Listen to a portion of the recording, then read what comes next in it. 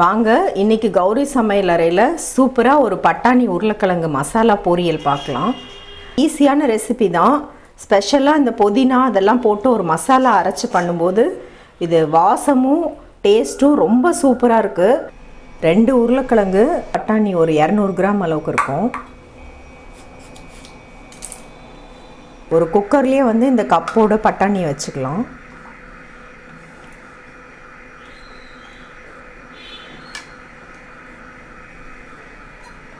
இந்த பட்டாணிக்கும் லைட்டாக தண்ணி சும்மா ஒரு 2 ஸ்பூன் அளவுக்கு ஊற்றிக்கலாம். மூடி வச்சு ஒரு 2 விசிலுக்கு வேக வச்சுக்கலாம். அப்போது ஒரு 80% குக் ஆகிருக்கும். ஒரு சூப்பரான மசாலா அரைச்சிக்கலாம்.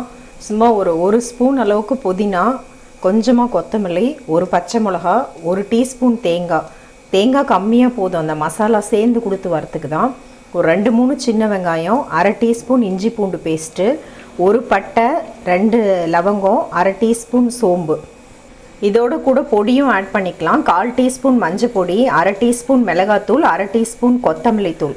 கொத்தமல்லி தூளும் நல்லா ஒரு கோட்டிங் மாதிரி கொடுக்கும். நம்ம ஒரு பச்சை மிளகா போட்டிருக்கோம், அதனால நான் 1/2 டீஸ்பூன் மிளகாத்தூள் போடுறேன்.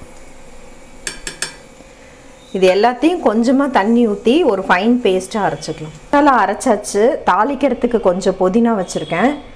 பாதி பெரிய வெங்காயத்தை பொடியாக கட் பண்ணியிருக்கேன். பட்டாணி வேக வச்ச தண்ணியோடய வச்சுருக்கேன். அந்த தண்ணியில் தான் சத்து இருக்கும், அதை அப்படியே யூஸ் பண்ணிக்கலாம். உருளைக்கிழங்கு தோல் உரிச்சிட்டு க்யூப்ஸாக இந்த மாதிரி கட் பண்ணியிருக்கேன். உருளைக்கிழங்கு குக்காக இருக்குது, ஆனால் ரொம்ப மேஷ் ஆகாமல் கொஞ்சம் கெட்டியாக இருக்குது. பாருங்கள், இப்படி ப்ரெஸ் பண்ணால் ப்ரெஸ் ஆகலை. மசாலாவோடு சேர்ந்து குக் பண்ணும்போது கரெக்டாக வந்துடும். ஒரு 3 ஸ்பூன் எண்ணெயில் 1/2 ஸ்பூன் சீரகம் ஆட் பண்ணிக்கலாம்.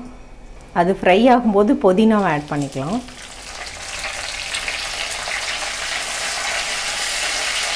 வெங்காயத்தை போட்டுக்கலாம். ஹை ஃப்ளேமில் வெங்காயத்தை ஒரு 2 நிமிஷம் ஃப்ரை பண்ணிக்கலாம். ஃப்ரை ஆனோடனே அரைச்சி வச்ச மசாலாவை போட்டுக்கலாம். இதில் பெருங்காயம் ஒரு 2 பிஞ்ச் ஆட் பண்ணிக்கலாம்.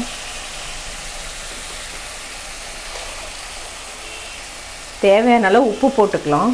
வேக வைக்கும்போது உப்பு எதுவுமே நான் போடலை. எண்ணெயில் இந்த மசாலா ஒரு 2 நிமிஷம் வதங்கும் போது நல்லா ஒரு வாசம் வருது. இப்போ உருளைக்கிழங்கு ஆட் பண்ணிக்கலாம்.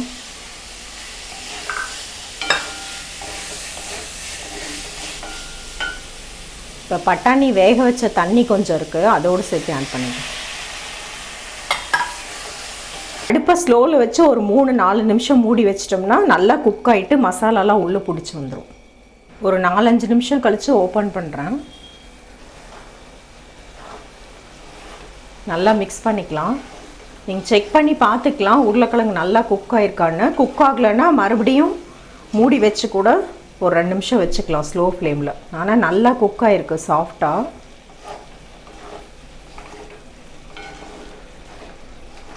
தண்ணி பத்தலைன்னா லைட்டாக தெளிச்சு விட்டு கூட நீங்கள் மூடி வைக்கலாம். கொஞ்சம் நிறையா சாப் பண்ண கொத்தமல்லி ஆட் பண்ணிக்கலாம். ஆட் பண்ணிவிட்டு நல்லா கலந்து விட்டுறலாம். பட்டாணி உருளைக்கிழங்கு அந்த மசாலாவோடு வேகும்போது செம்மையாக வாசம் அடிக்குது. புதினா, கொத்தமல்லி எல்லாமே அரைச்சி விட்ருக்கோம். அதே மாதிரி நம்ம தேங்காய், கொத்தமல்லி தூள், சின்ன வெங்காயம்லாம் போட்டு அரைச்சதுனால நல்லா மசாலா இதுலேயே ஒட்டி பிடிச்சிருச்சு.